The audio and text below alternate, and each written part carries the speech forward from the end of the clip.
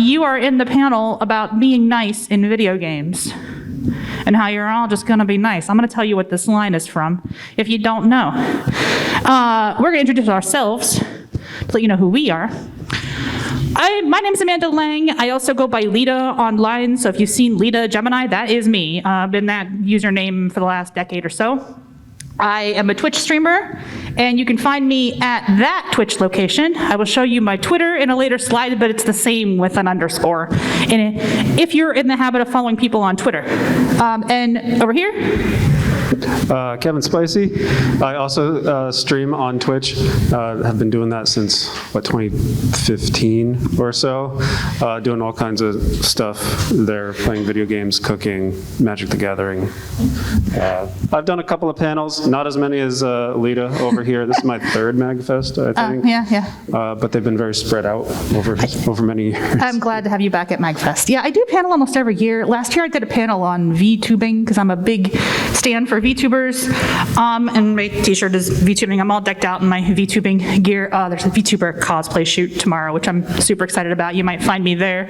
I also do cosplay, but I do stream with an avatar, so if you tune into my stream and you see a cartoon, that's still me. You can still hear my voice, but it's just fun. I just like doing the whole VTuber thing. It's great. I'm going to talk to you, first of all, about why I'm giving this talk, and some of the slides explain why I'm giving this talk. But here's the format, and go ahead, grab a seat. We'll let you all sit down. The format that we want to do here, it's going to be a lot of conversation from you. So I requested that they bring us a mic.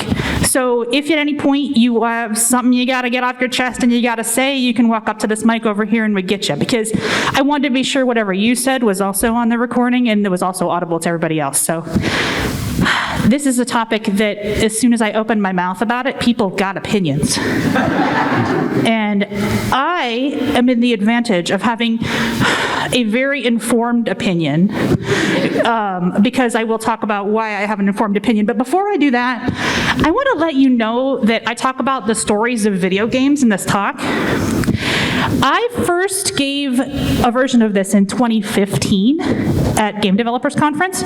So that version's online, but it's going to be a little bit different because we got K-Spice here, and also because we got all you here, which is going to be more interactive. But that means most of my examples are from 2015 or earlier, so you probably are safe with anything new in terms of like video game examples, and in fact, it might even seem a little boomer of me. It might be a little outdated. But I just want to let you know that I talk about Skyrim, I talk about The Walking Dead, I talk about Heavy Rain. I got some stuff from Spec Ops: The Line that I want to talk about. If any of those things are things you're afraid of being spoiled for, heads up. We're going to talk about video game stories. We're going to talk about sometimes vague, sometimes like a specific event or two, okay? Yeah. You have anything you want to add there? You want me to keep blasting through the next thing? Just go through the next thing. All right. I'm not spoiling anything. Not spoiling anything. Do y'all know who this guy is?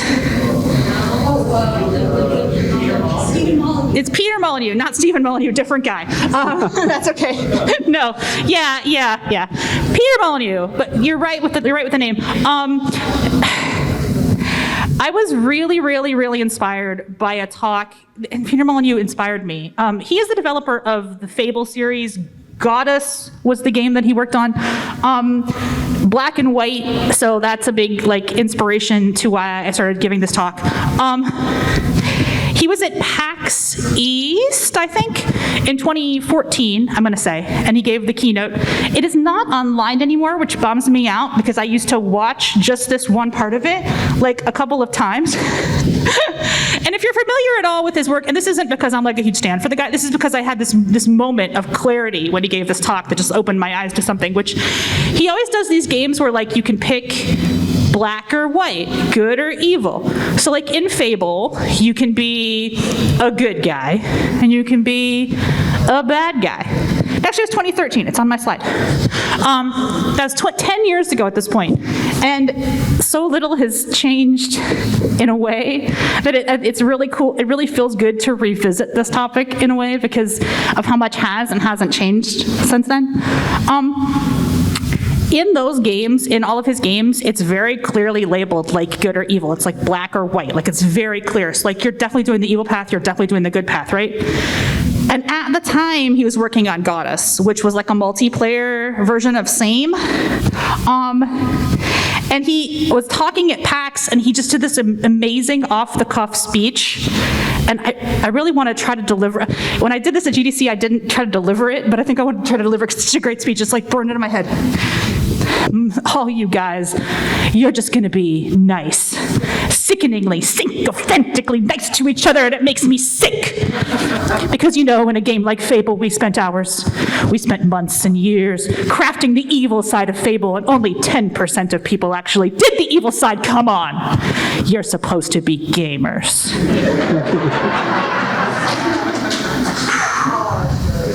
It was the most Care Bears villain speech I ever heard.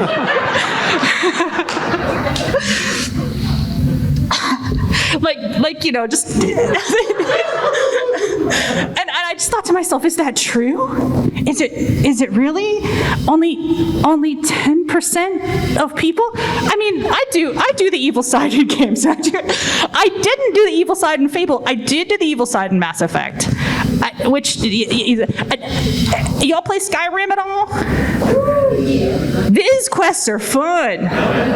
Yeah, these are the best quests in the game, bro. Like, the Brotherhood assassination quests are the best quests in Skyrim, period. If you haven't played them, they're fun. There's a lot of variety. They were clearly some developers' pet series of quests. They're really fun. Have you done those, by the way? I have not. No, you're more like Star Wars and stuff. Yeah. I'm more of RPG. RPGs. Well, Skyrim's an RPG. Although it's more like action RPG. Yeah. You're more turn-based RPG. Yes. A lot of people that I talked to said they didn't do those quests because they didn't want to be the bad guy. And so they just killed all the assassins and missed out on the best. I see some heads shaking. Thank you. You are my people. Yeah, because they are the best quests. But people will kill. They'll be like, oh, well, the bad guys. I got to kill all these guys. And they're like, oh, I didn't like that I had to join the Thieves Guild because I didn't want to steal from anybody because I don't like doing bad things. And makes me mad. Because this part, as a developer, intrigued me. These people are pretty pouring their heart and souls into these evil quests that 10% of people do, apparently, in some cases, sometimes more, sometimes less, and I'll get to that because I have the numbers. And another thing that has started to bother me over the last 10 years is that people will, this is my Twitter, by the way, and this is not my tweet because this is not me. If I ever tweet this, I've been kidnapped. I see this tweet like once a quarter, right? Like, does anybody really feel bad when they do the evil stuff in a video game? Because I feel really bad when I do the evil stuff in a video game. I guess I'm just different from everybody else because I don't like to do the bad guy stuff. And then people were like, yeah, this is the coolest tweet I ever saw in my life. Every time one of these tweets goes viral, I get in because I said I had the numbers. Last time I did, a Mass Effect dev showed up and they're like, she's right. So I felt very vindicated. And the other thing that I hate about this tweet is that people are like smug about it. They're like, I guess I'm just a better person than most gamers because... Here's how it shakes out in Mass Effect, by the way. Shakes out about like that. That's Mass Effect. I gave this whole talk. It's about 35% of people did Renegade and Mass Effect. These numbers don't move very much. This basically stays 2/3, 1/3. But there's another factor in here, which is most people play the game multiple times. So you play it once, you're probably playing blue. If you play it twice, then you might do red. So you get a double dippers. I have the numbers, at least from 10 years ago. Since I did all this research, this happened. So the face of good and evil in video games has changed slightly since the last 10 years, and in a lot of ways it hasn't, right?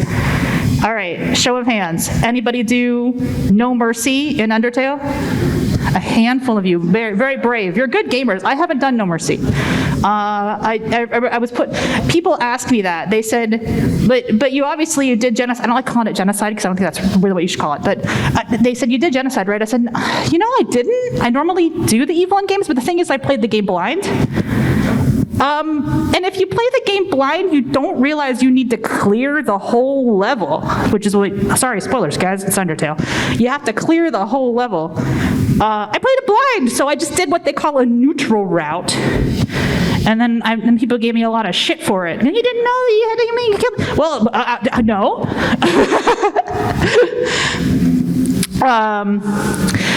So, how many people have finished this game at all?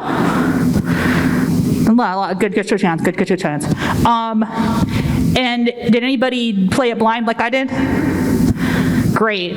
Did you neutral route the first time you played it blind? Okay, yeah, I did, because you just don't know like how it works or anything unless somebody tells you. Like, you can't kill anybody in Undertale. If you kill anybody, you're a bad person in real life. Okay, I suppose I haven't let you talk in a little while. What is the last game you played where you did evil stuff? The last game I played where I did evil stuff, I guess it depends on what you count as evil. Go for it. What games have I been playing lately? Yeah, what are you playing lately? God, that's a hard question. Do I need Honestly, it was probably Skyrim, which Skyrim? I played a little bit just very recently, and I tend to, when I play a game like that, I tend to do like every quest that's thrown at me. Right. I do everything but main quest. Right. You know, I'm not trying to progress the story at all. I'm doing everything. Right. And it throws you both sides of the morality spectrum. Yeah, and Skyrim So I just do whatever. Skyrim is weird because it doesn't really like force you down one path or another. Right, Like right. Undertale is very polar. Like once you've been forced down a particular path, you kind of deviate. You don't get an interesting ending at all. You get kind of a blah ending if you deviate. But Skyrim doesn't really care.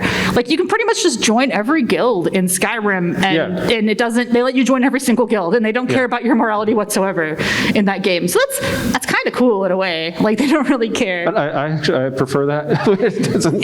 Where there's no consequences to choosing the evil route. If it actually affects gameplay and it locks you out of certain things, like there's no turning back. You've committed to a certain branch of story because you made a moral decision. That bums me out because I don't care which branch it is I take, but I can't 100% the game then without playing it multiple times. Right, you got to play it twice. And like a lot of people do play it twice, 3 times because they want to see all the content, but like it's less people than you'd think, which is why Mass Effect shakes out to this like 60-40 kind of, this 66-33 kind of shakeout, is because a lot of people don't play it twice. And all the people playing it just once are probably playing Paragon, statistically speaking. And statistically speaking, they're also playing as the default male shepherd without changing the face. They just click start the game. I know, right? I mean, FemShep is so good, but people, like, if you have the stats, it's just, they just click game start, they don't. Another reason I wanted to revive this panel is because we were at a panel at DragonCon, and like, it was a really small panel, it was small in this room, but it was like a chatty panel, and this movie had just come out. Did y'all see Free Guy? Who saw this? Yeah. Okay. Cool. I like this movie. I thought it wasn't. It had a pretty decent, accurate take on like some game dev stuff. They actually had like a game industry consultant that worked to help like get the references right and stuff, which was kind of cool. But one of the guys that was giving the panel was like, how come video games won't let me be a nice guy? Because all I want to do is be a nice guy, like in Free Guy, and I don't want to be a bad guy. And it's like, they made me cringe in my soul, because like, first of all, I gave this talk in 2014. The game industry knows you guys want to be nice. They know. And believe me, they know. I told them. But they already knew that, because they already have the numbers and they know how people play these games. So if you have this selection of good or evil, people generally gravitate toward the good guy side. They just do. But also, like, in these games, you obviously have the choice to be the good guy. Grand Theft Auto is a subset of a game style, right? So if you like want to play a mayhem game where you blow stuff up, great, you have a genre, but like RPGs are not really set up that way. right? So if you want to do good guy stuff, RPGs is maybe your genre. If you want to do bad guy stuff, they might still be your genre. I did a survey to find out what people, gamers, thought about this topic. Because like I said, I had a lot of opinions, and I wanted to know what gamers had to say about it. The survey was circulated to Reddit, so the caveat is that this is a Redditor audience. These are Redditor gamers. This is not representative of all gamers. And y'all laugh. You're like, okay, got it. Meaning, I did a couple demographical things with the survey, and I did have a lot more male and a lot more, and I didn't really ask about sexuality or anything, but I did have like a couple people who thought my research was about the opposite of what it was about. And they were like, games don't make you violent in real life. What are you implying? And it's like, I wasn't implying that. I was implying that you're all cowards who don't do the evil side of video games. So actually, you're picking fun of a straw man of what I'm trying to do, which is trying to prove that people actually really just want to be nice. Here's my question. Here's my question. What % of gamers do you think only does the evil side? Only. What? 5? 10? Yeah, it's really, really, really small. Less than 5%. It's less than 5%, at least of what I studied. The survey was circulated to 1,000 people, but I would declare this is probably representative. I think this is pretty accurate. 5% is a really close guess. It was about 4 point something percent. Almost nobody does only evil. Some people are like me, they're a little more case by case. But the majority of people, about 2/3, want to be the good side only, and they'd never touch the evil side. Do you think that's because the story pushes you to do the good side, or is it an unbiased choice? What do you guys think? Yeah, go ahead, up to the mic. Yeah, take it. That mic right there. Yeah. He didn't it's because the story pushes you to do the good side. Mostly because most evil side stories kind of suck. You're evil for the sake of evil, like renegade example in Mass Effect, you punch someone. Okay, is there a good reason to it? Just a good villain should be interesting, that's my opinion. That's fair. Yeah.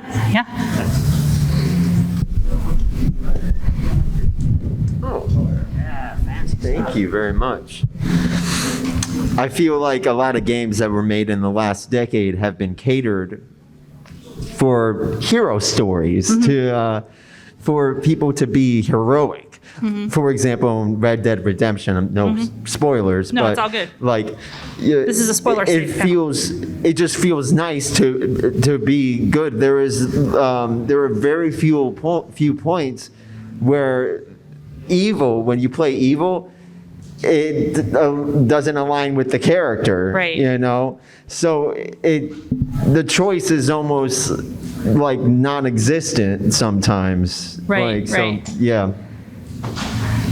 So I actually have two different thoughts on this. Yeah. The first one is, I think oftentimes the evil options are egregiously evil. Right. Where it's be a, somewhat decent person or kill the entire family to solve the problem that can be easily solved by some significantly still bad but less bad option. So it's just the level of badness. Right. The second one is sort of on the Skyrim line of being evil is if you kill a vendor, you no longer can sell goods to them. So in games like that, where an option that is evil then blocks you out from getting access to some sort of quest line or good things later down, that then incentivizes you to go away from that if you're less thinking about it from like a morality standpoint and more of an optimization standpoint. Yeah. That was what I was going to get at. Yeah, It's go ahead. The game, it's an optimization thing.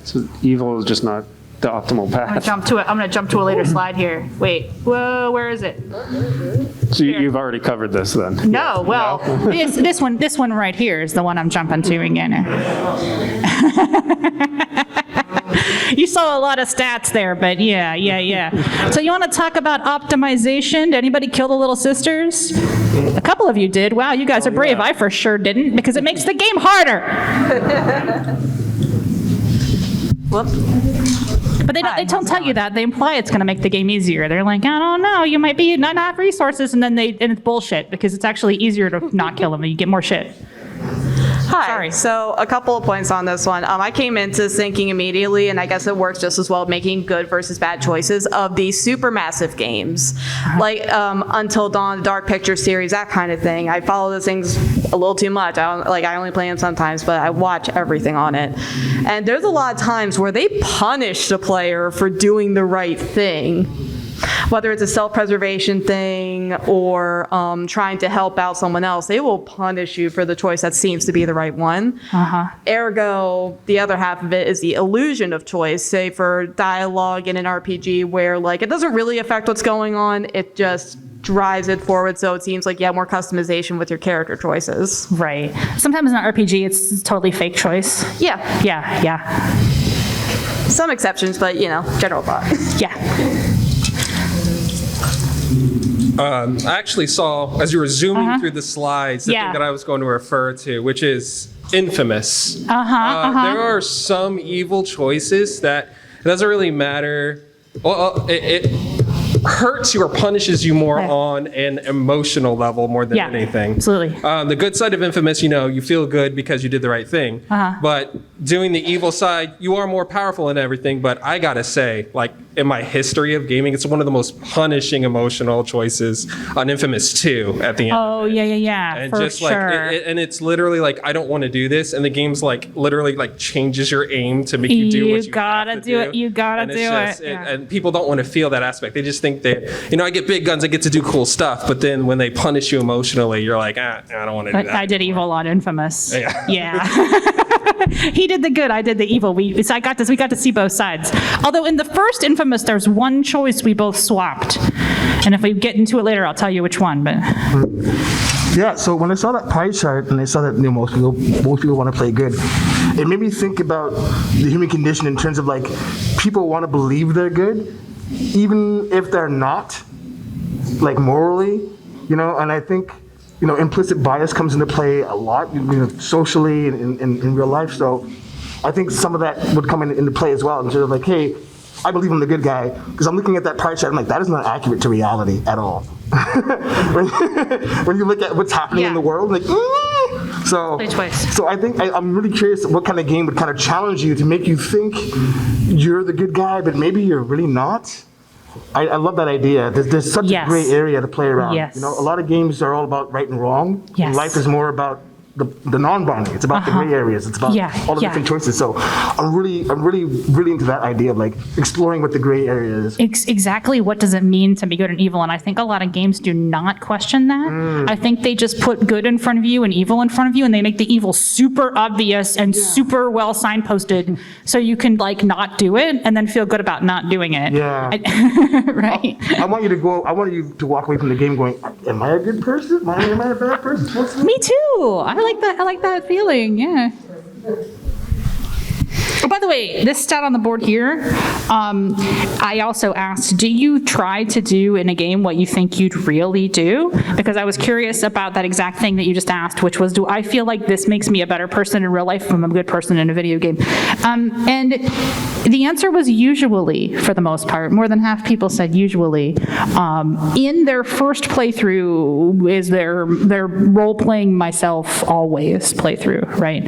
So if you ask about your first playthrough, it shoots up. It shoots up to like more than 75% of people say this is what I would do in real life, which can lead to some interesting stuff when the game doesn't reward you for what you think you'd do in real life. This is interesting because the thing that changes there is people that sometimes, people that play once that answered sometimes, it looks like if they play more than once, they switch to, they always do the good thing. Does that means they do the good thing first because they intend to do it again and be bad the next time? Which means they plan ahead. They're like, I'm definitely playing this more than once. Right. They usually will say, I'm going to play this a second time and I'll do all the evil stuff the second time. So the first time I'm going to be a good guy, just like I really am. And that's what the stats show. Because I'm really, in real life, I'm a good person. The next slide here is The Last of Us, by the way. This is going to be a program on HBO, so now I'm worried that if I'm going to spoil it, and you don't know how the first Last of Us ends. But I will tell you that gamers did not like the ending of The Last of Us for some reason. I can't imagine why. Yeah, did you play that one? I watched playthrough of it. You watched it? Yeah. Much like Infamous, it forces you to take an action. Unlike Infamous, it doesn't give you any choice whatsoever about that particular action. Go ahead.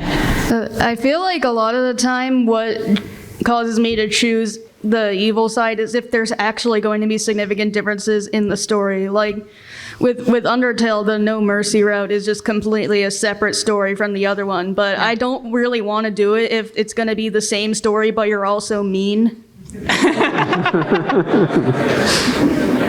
that makes total sense. Yeah, it's a different game. Totally different game if you choose. There's different boss fights and everything in that game, but for a lot of games, you're right. It's just like Fable, it doesn't add anything to it. Yeah. That's a great comment.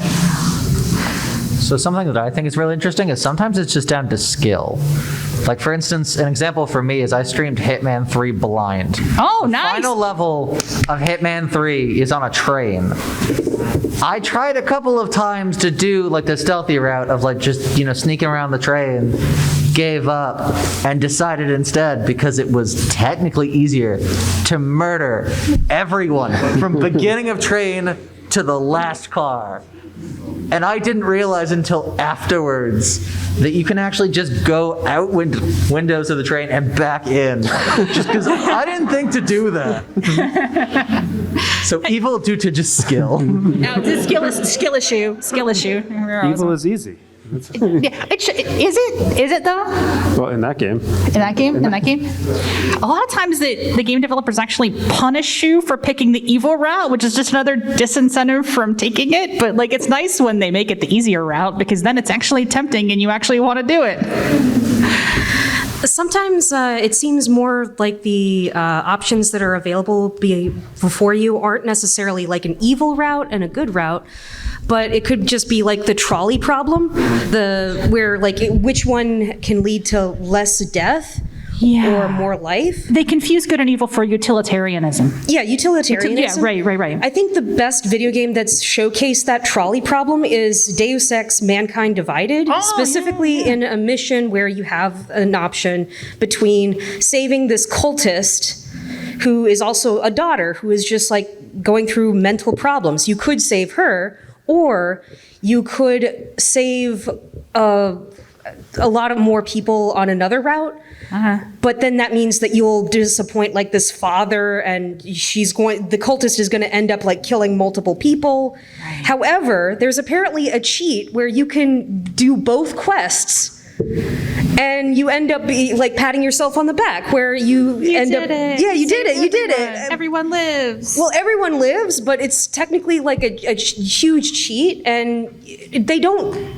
In either route, they don't necessarily punish you. They just give you more points in each route as sort of like a part of their skill tree.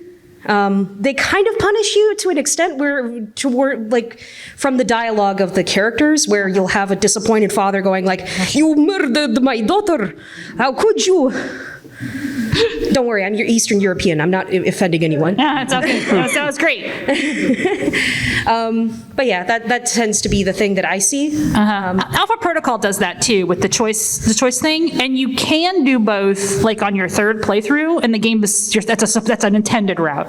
Like they basically make you play the game multiple times to like see all the content. But Alpha Protocol is designed around that, and I don't think a lot of people got it, because I really liked that game. Yeah, and a lot of people didn't. Yeah, apparently they did not intend the third option to be. It's intended enough. Yeah, no, it wasn't intended at all. In fact, there are some characters that end up glitching out if you do this option of saving everyone. Okay.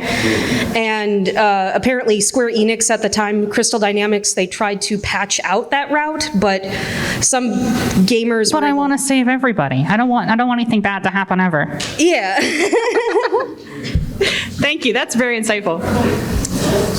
So, who thinks? And by the way, if you're taking off, have a lovely MAGFest. Thank you for coming by. I know this is a busy day for everybody, so appreciate you all. Who thinks Commander Shepard cannot be evil? Okay. It's true, it's a good point. Yeah. If you think Commander Shepard has to be a hero of some flavor, there's a video series called The Saddest Party on the Citadel, where someone did a playthrough, I think it was GameSpot, where they killed every killable crewmate. Oh my God. And you find out that Commander Shepard can be a homicidal sociopath. Oh, wonderful. Wow. I have to check that out. Yep. They let everybody die. But I love these kinds of games where you have a nice option and exploring that darker option later. Dragon Age 2 had fascinating alternate paths you could take. A recent game, if people are frustrated with games that expect you to be nice, is Pentiment. Oh, I'm so looking forward to playing that. Yeah. It's the same people who did Alpha Protocol. I had a lot of conflicted choices in Well, the the game, same is all I'll say. Oh, okay. A lot of spoilers. Okay, thank you. I appreciate that because I haven't played that one yet.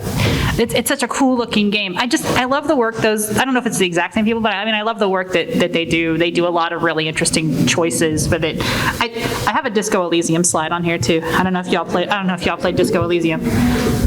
These are the global Steam stats, but you can see that I am the ones I got and the ones I didn't get. Has anybody played Disco Elysium?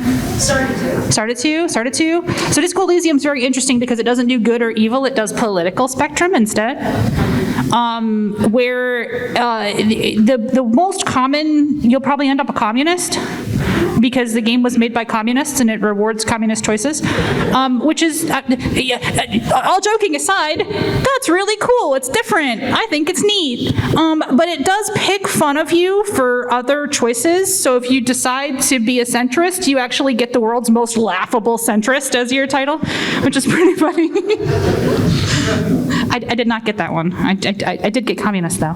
But the most common achievement is still the goodest of the good cops achievement. That's the stats. Now it's still hard to get compared to most good guys. It's still only 33% because you have to do a lot of things right and not be a huge disaster. And it's a game where you play a huge disaster as a character.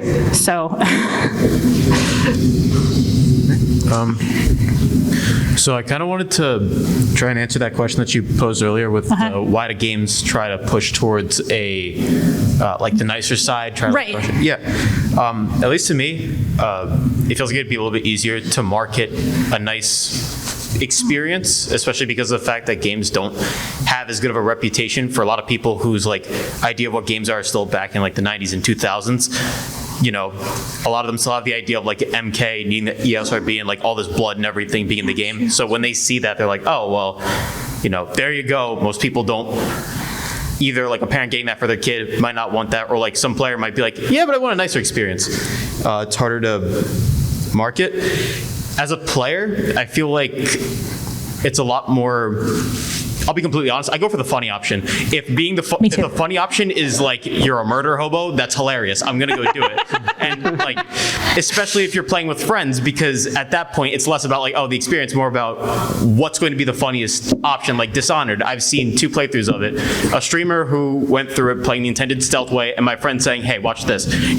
See this whale stuff like in this canister? It explodes, and then everything was detonated in that entire world. Let me talk about that for a second because we're both live streamers. And as a streamer, now it has always been my tendency to choose the most gremlin option because I do think it's funnier. And I just love to do, like, unless it really isn't going to be funny for whatever reason. Like if there's a really weird thing that I could potentially do and it's like, ooh, a shiny button, I'm always going to click that shiny button because I want to see what happens. That's content. It does make that's content. Yeah, exactly. As a streamer. As a streamer, that's a different motivation entirely. Right. Because suddenly you're like, I want to entertain not just myself, but the people who are watching this, who might not have the guts to push that weird button, but I'm going to do it so they see what happens when I push that weird button. There's been a couple times when I accidentally made a milquetoast choice and then regretted it because you were like, oh, you should have done the funny one. And I was like, you're right. I should always do the funny one. But it's my tendency to do that anyway. I don't know about you. Yeah. And I think that the idea of having repercussions in a game when they force it to be like, oh, you're bad, you have to live with that, or like, here's the long-term repercussions, the funniness starts to go away when it starts to impede your experience. Like if it's, oh, you killed this NPC, so you don't get this quest line or all this, or this really cool gear, you're like, okay, well, it was funny, but now I'm mad because I did the funny option and now I'm punished. That's not fair. So in your head, it's not, I did the evil option, it's, I'm having fun, I'm being punished. So then they make the good path the more interesting path with the hope that you're going to go to that. And you play that over and over again, you're like, oh, I did the funny option and it was a cool one. It's more fun to play as chaotic good than lawful evil. Right. That's what I'm trying to get Yeah, at. that makes a lot of sense, yeah. A little bit of destruction, a little bit of chaos, but still like a hero at the end of the day. Maybe that's the best of both worlds. Yeah. And I think the game that is the most interesting in terms of messing with your morality without story is Darkest Dungeon. Because it's like, how much are you as a person willing to give to your character? And that's the only game where I've played with friends and not had people be like, you know, oh, he looks a little bit sad, send him to the gallows, send him out. Like, you know, they're like, no, I'm invested in my little Jameson that I've made over here who's got me out of 3 tough binds. Now I feel really invested, and then the morality becomes like, do I kill this guy who just proved himself, or the guy who's proved himself 2 weeks ago? And then that's more interesting than, here's a binary choice, and even if it's not a binary choice, it's, you have free reign, and then you don't. Right, exactly. Yeah. I have watched some streams of Darkest Dungeon, and it looks like it'd be really fun. I haven't played it yet. All right, my brain is scrambled, so hopefully this comes out cohesively. Okay. I got 2 points I want to cover. I think the first one being, I think being a good guy is just so ingrained within our society. It's just like, yeah, man, you're the funny little plumber man trying to save the girl. Sexist stuff aside. But it's just like literally like things of like being like the hero's journey, like, you know, the thing's oldest time for making stories. It's literally called the hero's journey. It's true. And so it's like, oh, you gotta think of like, oh, how can I feel like this triumphant guy? And if you feel like triumphant by killing children, it's like that's just like a mental toll Then you're on just you. a bully, and you don't really want to be a bully. Yeah. You want to. I have a question. I just thought of something based on the last comment too. That thing about like we don't want video games to have a bad reputation. Is that still a thing? Like, I mean, I guess it is, but like I feel like the video games have a bad reputation for being violent has gone away, and now it's video games have a bad reputation for being money pits that your children use your credit card to buy Fortnite skins. I think that's the new reason we all hate video games now, isn't it? Okay, so people are giving thumbs up. I don't see as much of the violence and witchcraft angle anymore, but I know it's still out there because that's always going to kind of be in the water a little bit. But I think the reason the powers that be want to bring video games down is different now from what it was, and it's just because they had their credit card stolen by their kids too many times. Actually, that builds on my other thing. Not to invalidate your point, because I know that's still out there, but it's like the authority figures don't have different issues with games. I feel like it's really funny. This is getting, sorry, I'm getting into the weeds a little bit, but like it's your panel. I mean. Yeah, right. But the Call of Duty getting bought by Microsoft thing, where like the FTC is like mad that they're trying to buy Call of Duty. It's so weird to me. Like all of a sudden they care about video games in a completely different way than they care about Europe. video games. USA could not care less. Yeah, I don't know. It's interesting. Have you been following that? I have not. Oh my gosh, I gotta talk about this later. It's a whole other panel. Anyway, what was your last point? Oh yeah. Ironically, controversy helps games sell, and it's been a cycle ever since like the first games, like with back in the day with Dungeons and Dragons, people were saying the witchcraft angle, right? True. And that just made it sell more copies, and this has been happening like almost all the time with like stuff like GTA, and that's the only other significant example I got. Mortal Kombat blew up. Oh yeah, huge. Mortal Kombat, definitely. Yeah. I think also, but the problem thereafter comes with a lot of games coming on trying to capitalize that and not understanding how it works. I never would have heard a Night Trap if not for the controversy surrounding it. And that scene isn't even that bad. It's just them dragging her into a closet. But yeah, and then you get stuff like Custer's Revenge, which is like, ugh. That tried to do it, did it very bad. And then also for some reason in my mind, Detroit Become Human was like an example of like trying to maybe do this, in that it's like it has like the good ending, right, which is the one you're gonna gravitate to, and then the bad one where you're openly supporting slavery, though it's not a slavery analog apparently. It's just like, well, what am I supposed to do then? Let's move on to the. Let's move on. So we got. What time is it? We got 20 minutes. So we'll get to the end of the line at least. Go on. Hi. So I wanted to answer your question about the good thing. A lot of people here already had a lot of good points I was thinking about. And sorry to bring back Undertale, but it was really one of those games that really made me think about morals when it comes to that. I don't know for me personally, but my first playthrough, I stayed pretty much on the good side. To me, the characters were so incredibly charming and already funny on the good side that I kind of didn't want to hurt them, so I just wanted to go through and enjoy it. And it was easy, and it's like, whatever, you have a good time. But my friends were like, you could kill them. And I was like, I can what? So I go to kill them, and it was just emotionally destroying to kill them. And the game takes it so seriously. Like, the music's silent, everyone's hiding. But at the same time, it makes me wonder if I should just go through the bad side first so I don't have that emotional tension, so I can enjoy the challenge, enjoy it being fun. So when you do play the good side, you still feel bad, but you're like, well, I still did it. Right. I still got to enjoy either side of the game. Undertale's a really interesting one because not only does it have a completely different story if you do No Mercy, but it also picks fun of you if you only watch a Let's Play of someone else doing it. Right? And you're like, I bet you're a coward who's watching this on a stream. And I'm like, you're right, I am a coward. You'll see comments in the comments because this boss fight looks hard and I don't want to do it.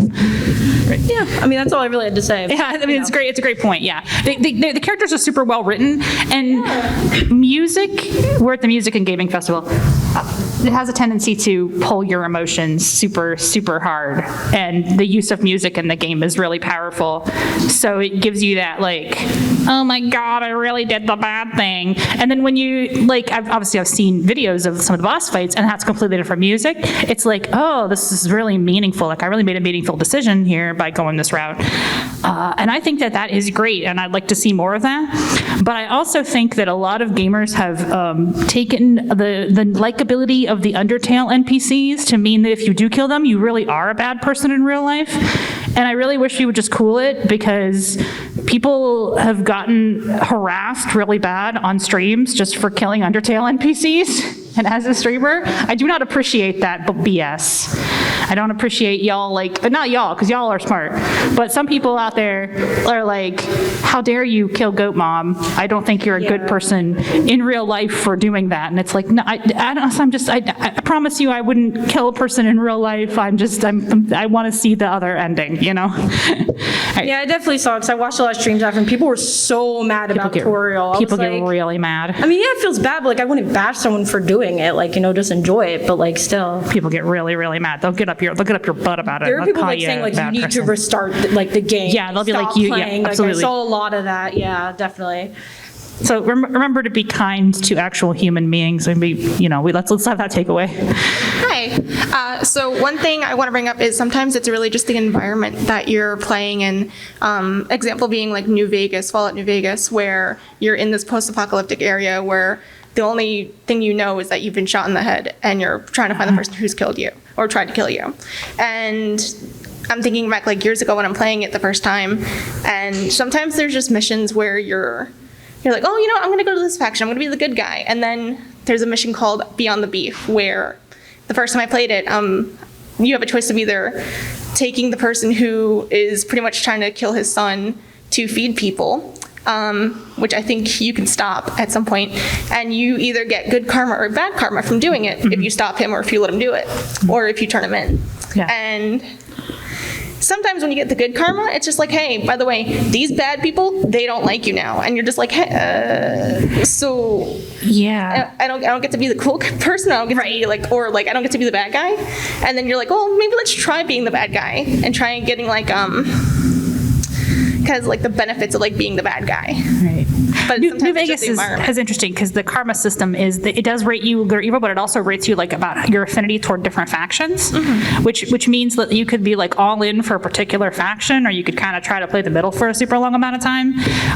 But that's very different because it does it's not just black and white, which I personally really like. I think New Vegas is tremendous in that respect. Yeah. But I feel it's the way that they take the environment. You're in that role playing aspect of okay, I know I'm this character in this setting, so which should I be? And it doesn't really seem like they're giving you a linear place to go. Let's do another quick show of hands. I'm curious. I personally try to think, what would this character do? But I know a lot of people just ask, what would I do? Are any of y'all like character people like me? And yeah, okay, most of you. Does it count if you're a character artist as well? Oh yeah, totally. Yeah, for sure. Because sometimes I just think, okay, but what would my shepherd do in this situation? Not what would I do in this situation? Because I don't really think that I'm that video game character. And I feel the same way like in New Vegas. Like, I'm playing this character that has this attitude, and I'm going to do this, right? Yeah, great comment. Hello, I want to say 3 things about Grand Theft Auto. Yeah, do it. So when I played Grand Theft Auto, one person mentioned skill, and there was a drag race that I had to do, and I couldn't win that no matter how hard I tried.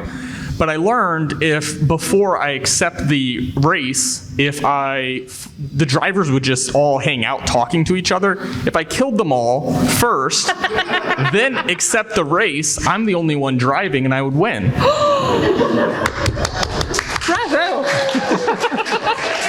I love it. Yeah. Also in Grand Theft Auto, there's like, how long can you survive with 4 stars or 5 stars? So I'd want to commit crimes to see how fast I can get to 4 or 5 stars, and then how long can I survive with 4 or 5 stars? Maybe put in some cheat codes to get super weapons and stuff. And then my third point, there were some parts in Grand Theft Auto where if you commit a crime before you accept a challenge, glitches would occur.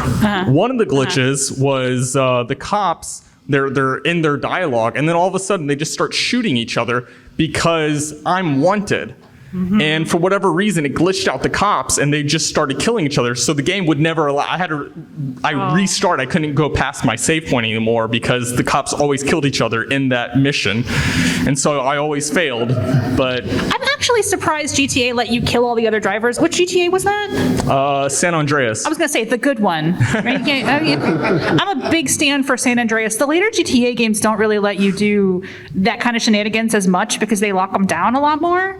Basically they'll just say, well, you failed because you killed a particular person that was necessary for this particular, they really lock them down. Like, if you try to be clever or pre-prepare it all, in the later ones, they just kind of auto-fail you. I think that was where I fell out of GTA because I prefer the shenanigans too. I think it's like, San Andreas is my favorite GTA, far and away. All right, thank you. All right, thank you. So to go back to BioShock, I don't know where I heard this, so I may be misrepresenting, but what I heard was that with the Little Sisters, the original intention was that, like, you could kill them for plasmids or whatever, or you could let them go, and if you let them go, you wouldn't get anything. Yeah, and they nerfed it. And they nerfed it, like, either because, like, the publisher didn't want them to reward the player for doing the bad things. Yeah. I thought that was a really interesting angle to this. That's true. You're right. They actually originally they weren't going to give you Adam if you didn't, and then they nerfed it so that you still got Adam. Tannenbaum gives you. I'm giving you the whole story, but the lady that keeps track of the Little Sisters will give you like deposits. Yeah. If you don't kill them, so she'll be like, I'll reward you later.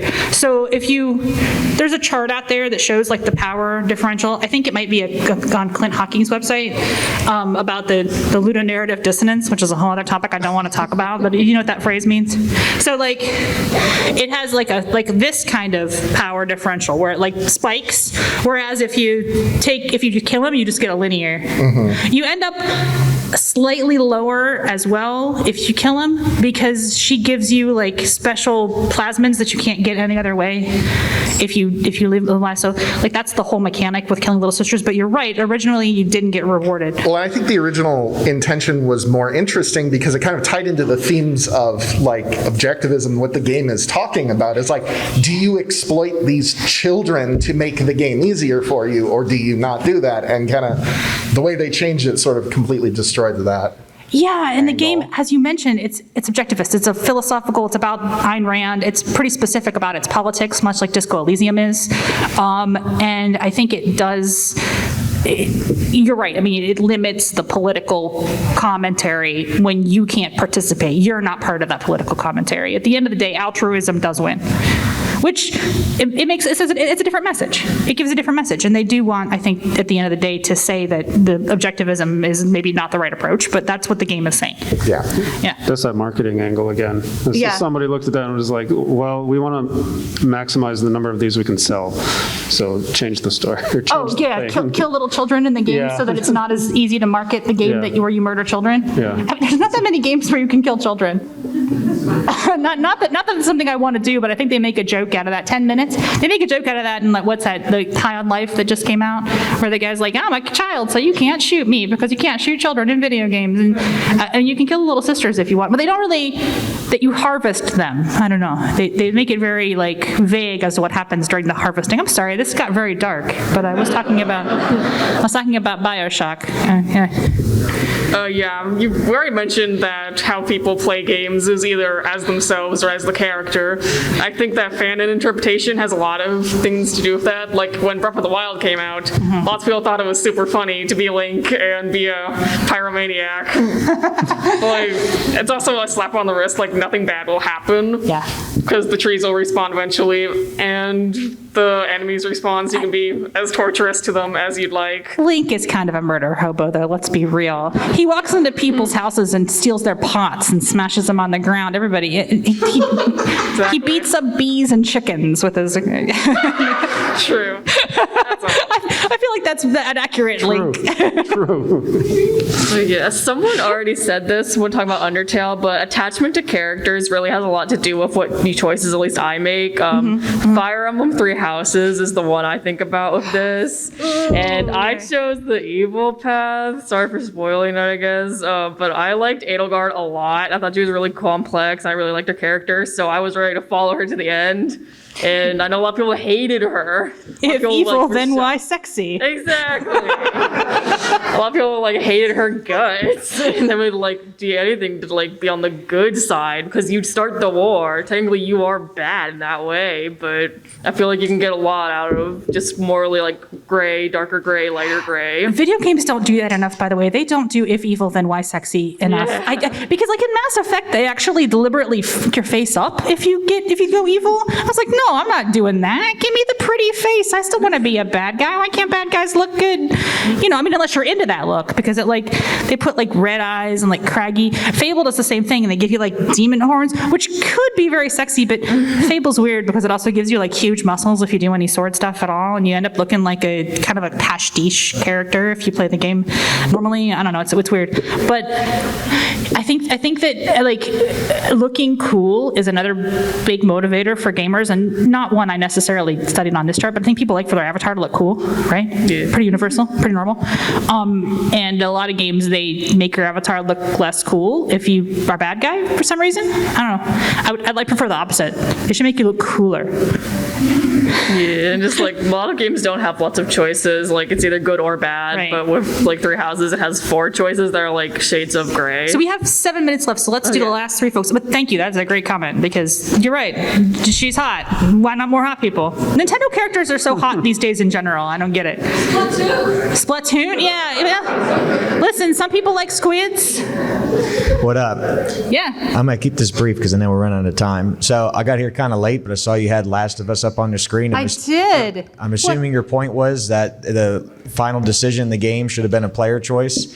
All right, so I played Last of Us. No, I don't agree. I think it's perfect, but go on. Oh, that's fine. So yeah. But the gamers think it should be a player choice. I asked. Yeah.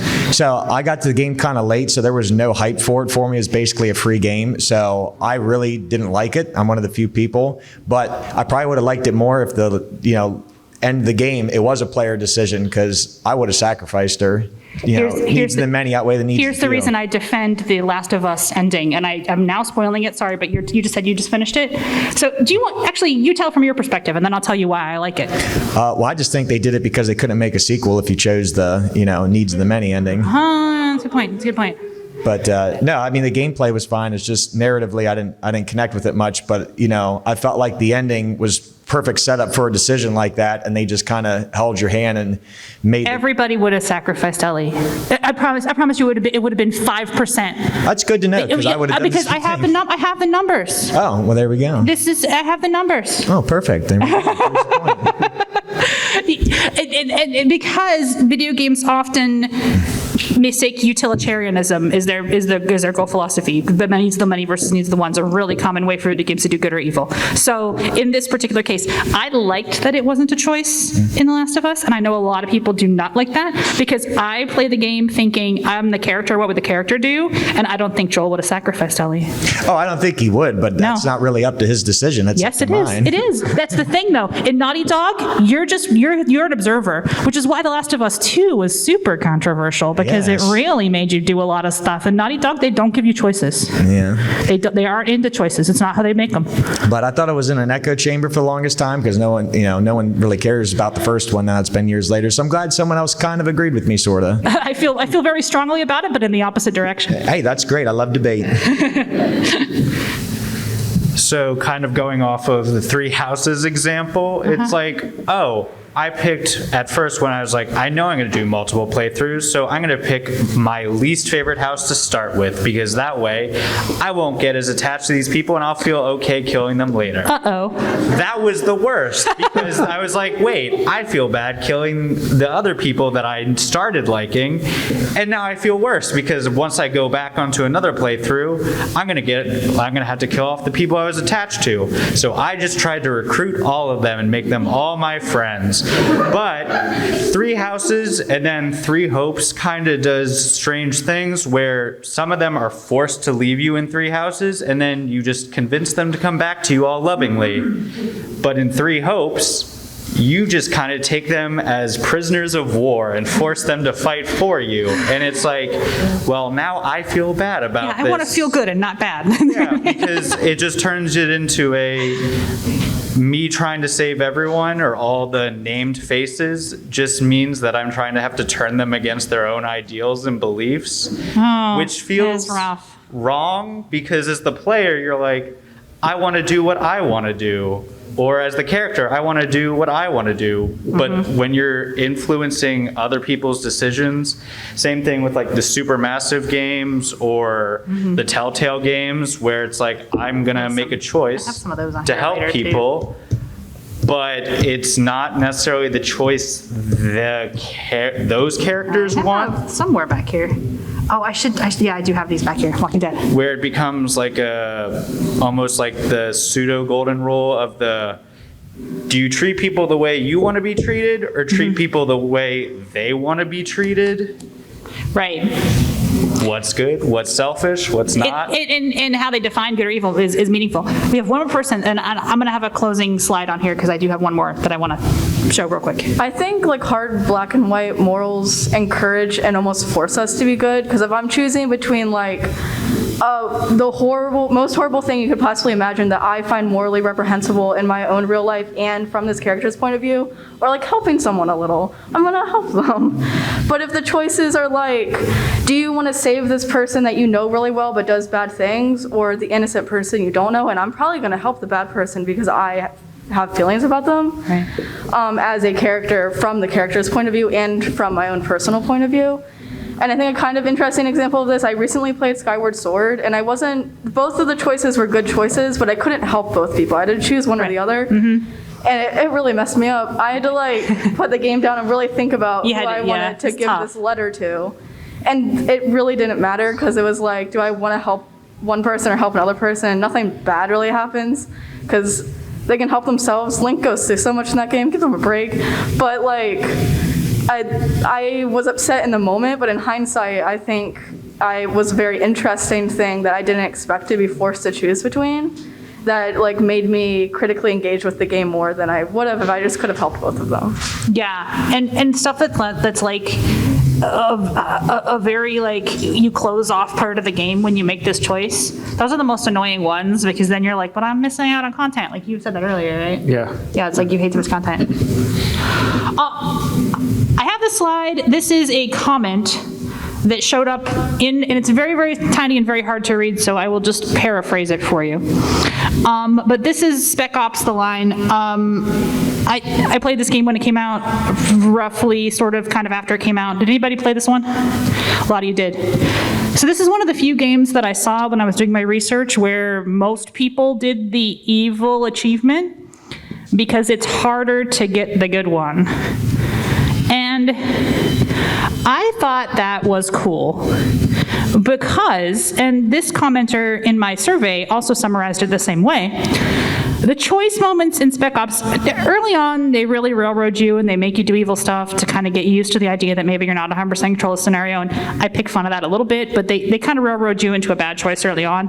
And then later on, they actually open up good choices that are not clearly visible, where you kind of have to think outside the box a little bit. Not really choices, but like scenario situations. So there is a situation where you are put up against the wall and you can make a choice, and the choice to get the Align Held achievement, which is the good guy version of the achievement, is not an obvious choice, which is why about 30% of people, these are today's stats. I grabbed this yesterday because when I took this survey, the guy said, well, one of the achievement rates is about 20% higher than the other. So most of the people that got to that point in the game actually chose vengeance. They actually got the evil, they chose vengeance, they got the dark achievement. Which is interesting because it hasn't really budged much, even though, like in theory, you could look up how to get the other one. I think people do get into that spot and they just play it through normally and don't even realize there's a choice point, there's a branch point there. So it is possible to design around this, but it does think that kind of forethought to actually make that really meaningful, like, oh, I didn't realize there was another option there at all. And I found that to be a really kind of powerful moment. And these are my stats. I actually have the good guy one and not the bad guy one, because what I learned about myself is that I don't just like to troll in video games. I also like to just see what's possible. And this is one of the situations where I was like, but what if I did X instead of Y? And then I actually got a good thing for doing that. So I thought that was just a neat moment. I don't know. Any closing thoughts? I think you should run this survey again to see if numbers have changed. Because the games, like you said, the first survey you did was long before even Undertale was out. Almost 10 years ago, yeah. Yeah, and I think morality or moral choices in games have kind of exploded since then. Yeah. There's a lot more, I don't know, it's just more present in your mind when you play games. You expect it more. And I think people might choose evil slightly more than they did 10 years ago. Maybe. I see a lot of people out there with some enthusiasm for that, and I think that's a really great point, and I think I might actually do another round. Would y'all be interested in taking a survey at some point? Yes. Wonderful. What you should do is follow me on Twitch or Twitter. I'll plug it again. And I'll put our Twitch back up on the screen. Sorry, I got a page back through over hundreds of slides. My feet are mulling this after. Thanks, hilarious. Those are our Twitches. Grab us on Twitch. My Twitter's the same, only with an underscore, because I couldn't get it without for some reason. I don't know what other Lita Gemini is out there, but she stole my thing. My Twitter is real Kevin Spicy. His Twitter is real Kevin Spicy. With no underscores. With no underscores. Yes, we're both slightly different with Twitch, but Twitter. But you can find us. It's very easy. If you look for Kevin Spicy, he does come up. And he's got the spicy, you get the spicy mask on. I do have a spicy mask. Yeah, so he's fine. All of our contact info is on that ph16.tv, including the rest of our stream team. So if you really want to catch up with us there, I would love to run the survey again. I'd love to know what people think. I probably use mostly the same questions. You've all been spoiled for what people do say.